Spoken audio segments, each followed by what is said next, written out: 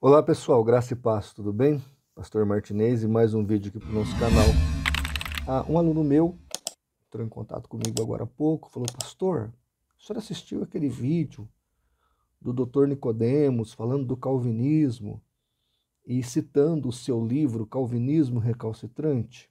Eu falei: não, me mandou o link. Eu conheço, já li os vários livros do Nicodemos, Dr. Nicodemos. Fui lá e assisti o vídeo, interessante, inclusive, vou pôr aqui na descrição deste vídeo, se você quiser assistir. Claro que é uma visão muito parcial do assunto, mas é interessante assistir.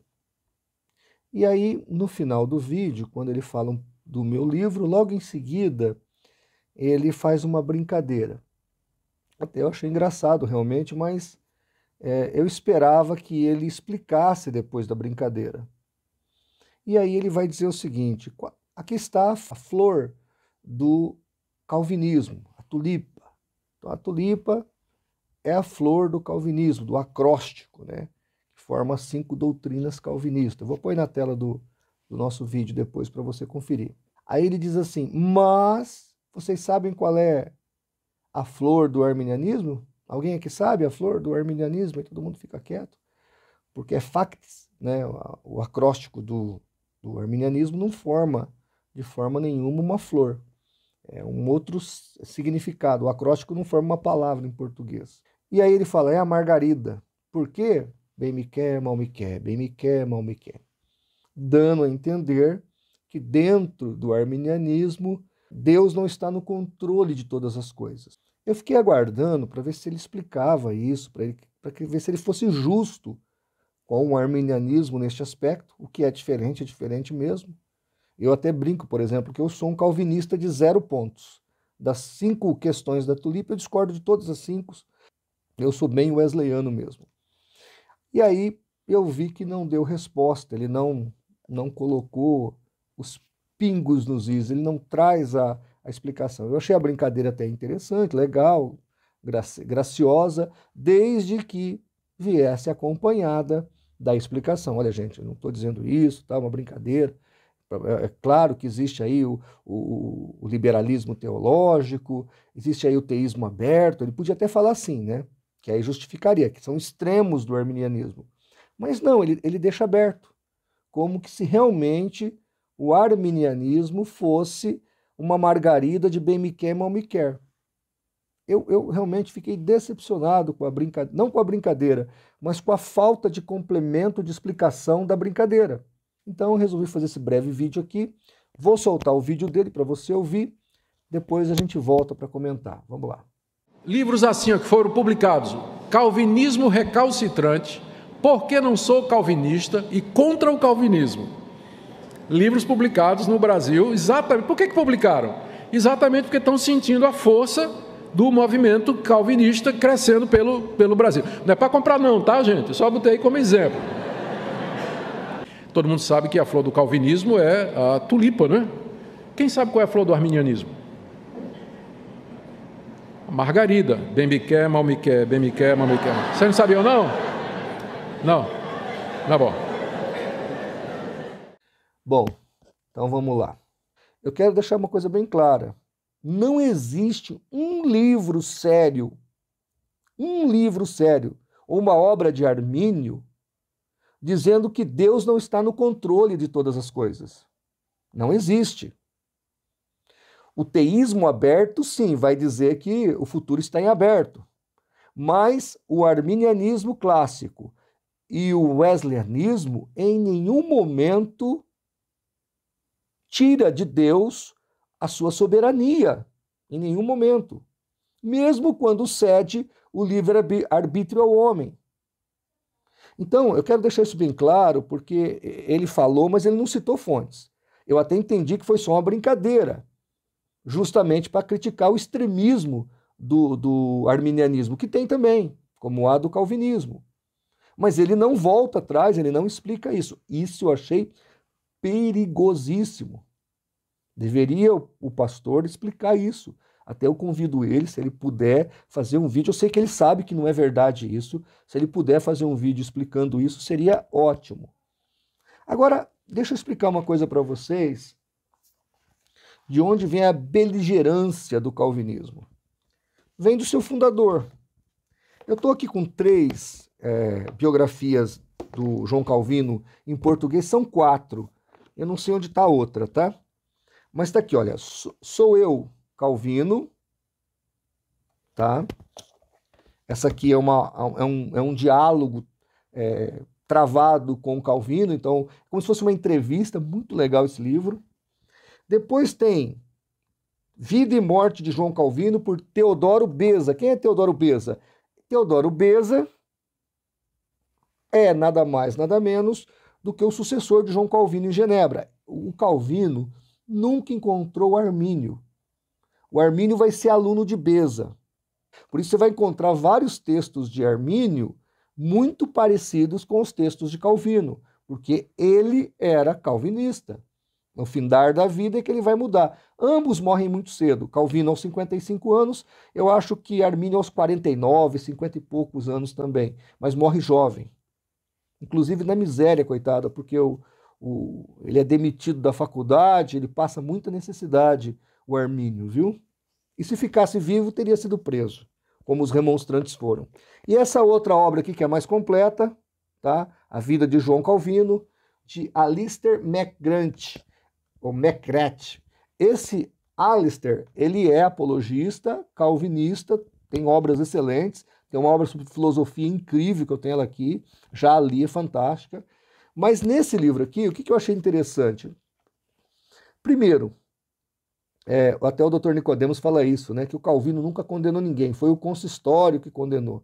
Aqui explica, quem criou o consistório foi o Calvino. Uma outra coisa interessante aqui é que ele tenta explicar o mau humor de João Calvino. Porque se alguém chegasse nele e falar, bom dia, irmão Calvino, estava preso. Ele não aceitava que chamava ele de irmão. É pastor, reverendo ou doutor Calvino. Está na biografia dele. Então, ele tenta, o McGrath aqui, ele tenta explicar o mau humor de Calvino, e ele atribui isso a uma gota que ele tinha, que era uma dor constante, ele vai morrer disso aí. Calvino sentiu muitas dores até o final da sua vida, e segundo o Alister McGrath aqui, ele se tornou uma pessoa amarga, desagradável por causa disso, tá bom? Então tá aqui as 3, eu tenho 4, eu não sei qual é a outra, tá perdido aí, porque desde quando eu vim para cá com a minha biblioteca, eu ainda não consegui botar essa biblioteca em ordem. Se eu tivesse mais espaços, mas eu só tenho 20 metros quadrados aqui, aí fica de 25, né? Mas eu não posso contar uma outra parte anexa aqui que não dá para contar. Então fica muito pequena a minha biblioteca por espaço, e eu sofro aqui para organizar.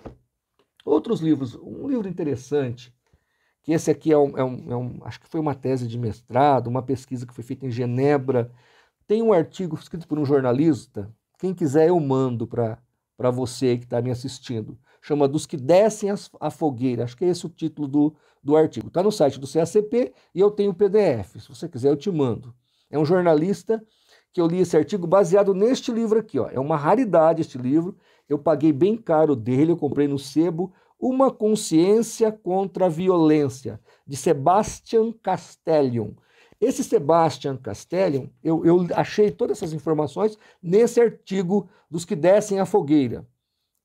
É uma refutação, inclusive, ao Nicodemos, de um jornalista. Então, pede para mim que eu te mando o artigo.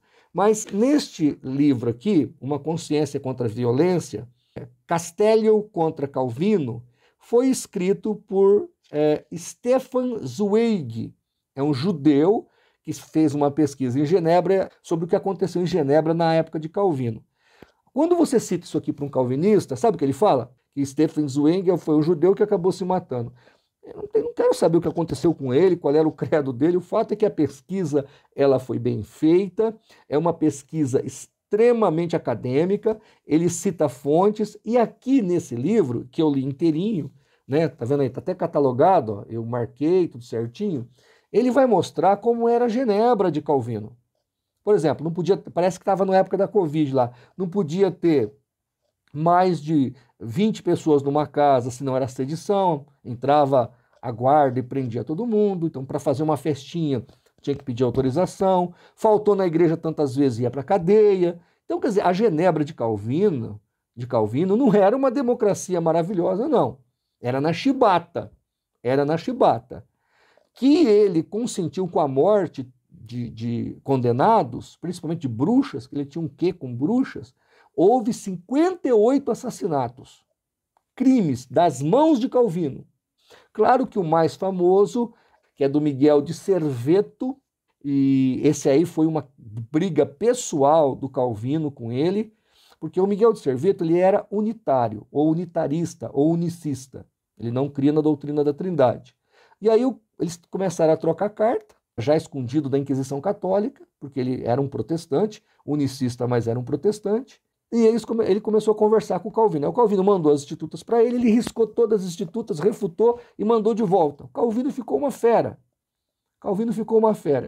Aí o contato do Calvino conseguiu o endereço onde estava, é contado aqui nesse livro. O contato do Calvino conseguiu o endereço onde estava o Miguel de Serveto, escondido.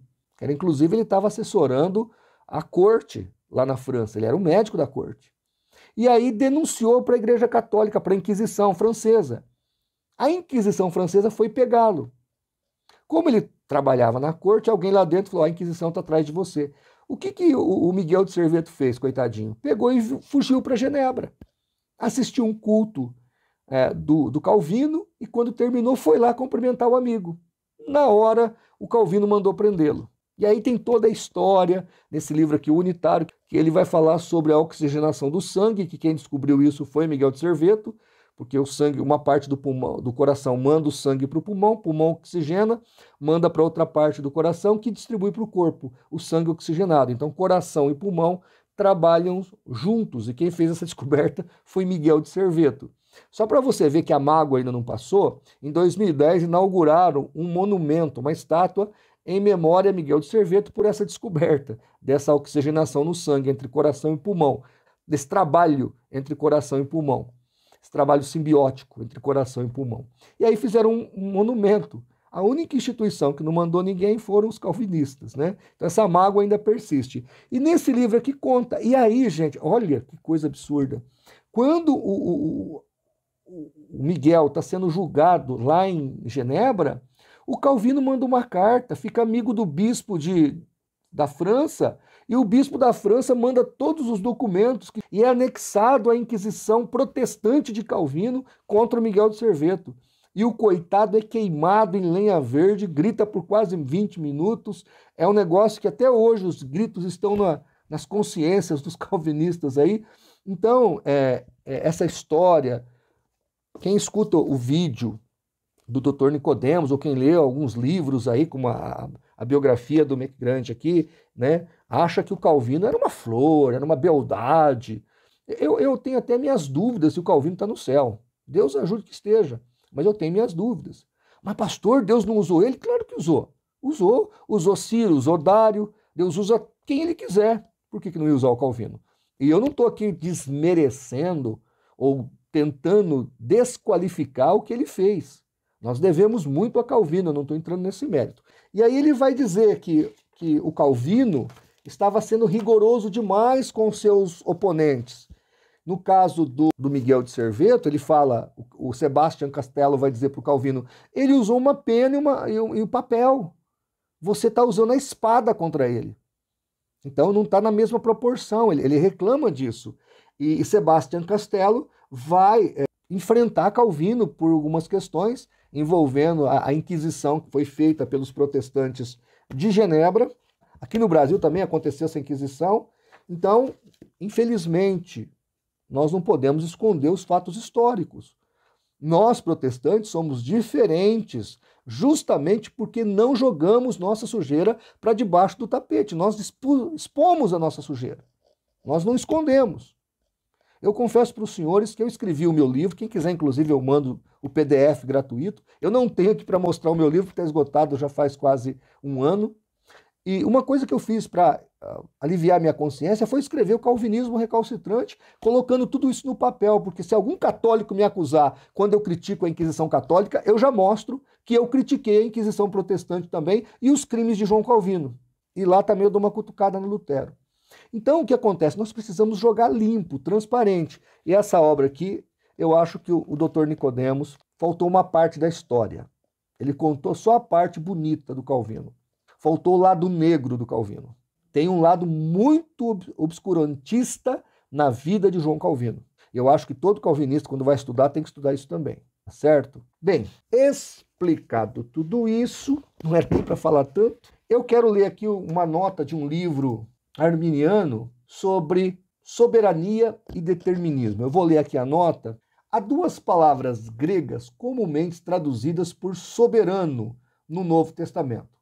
Uma é dunastes, que de acordo com a concordância de Strong, significa príncipe, potentado, cortesão, alto oficial, ministro real da grande autoridade.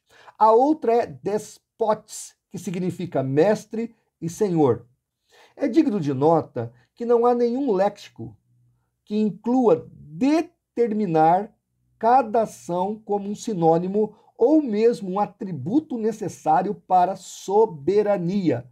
São coisas diferentes. Ser soberano é ser senhor sobre tudo, é ter controle e domínio sobre todas as coisas. Determinismo, por um outro lado, é determinar cada ato do indivíduo, o que vai muito além do conceito básico de soberania.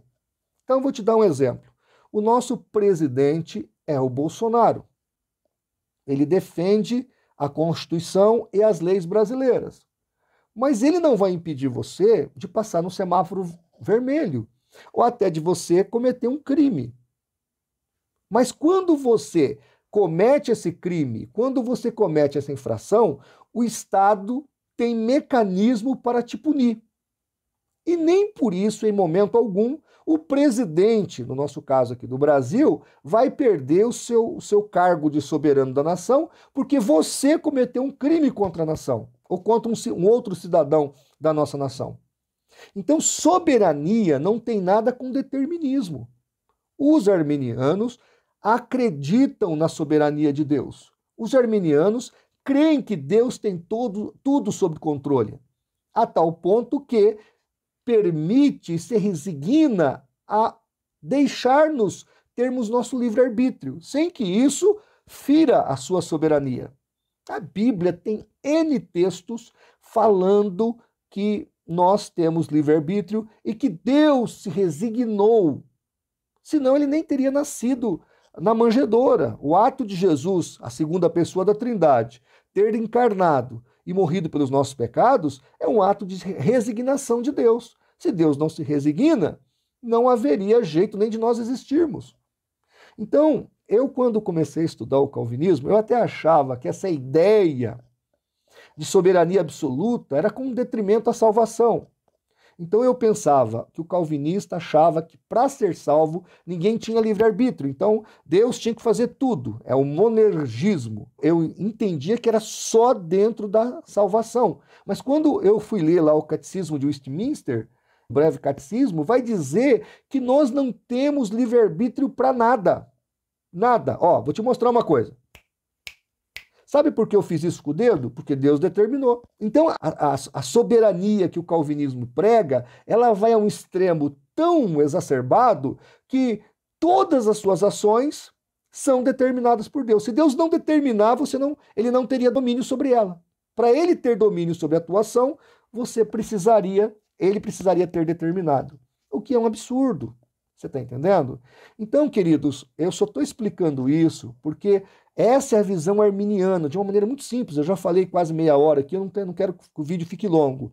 Eu até posso fazer um vídeo só sobre isso. Mas o que eu quero explicar para você é que não existe nenhum arminiano sério dizendo que Deus perdeu o controle da situação. Deus sempre será soberano sobre todas as coisas.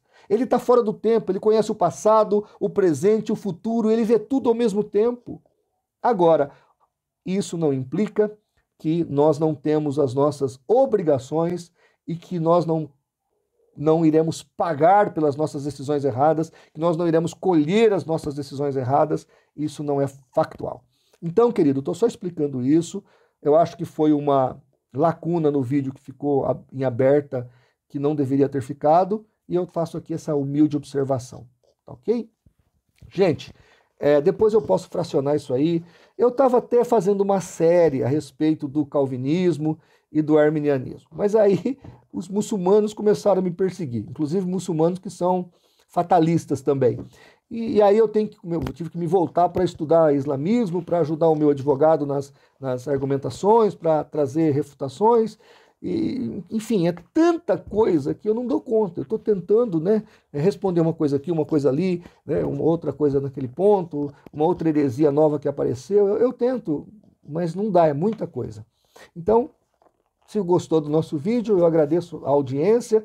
Dá uma curtida aí, compartilhe, nos ajude a fazer pela verdade o que as seitas fazem pela mentira. Muito obrigado pela sua atenção e até o nosso próximo vídeo. Deus te abençoe.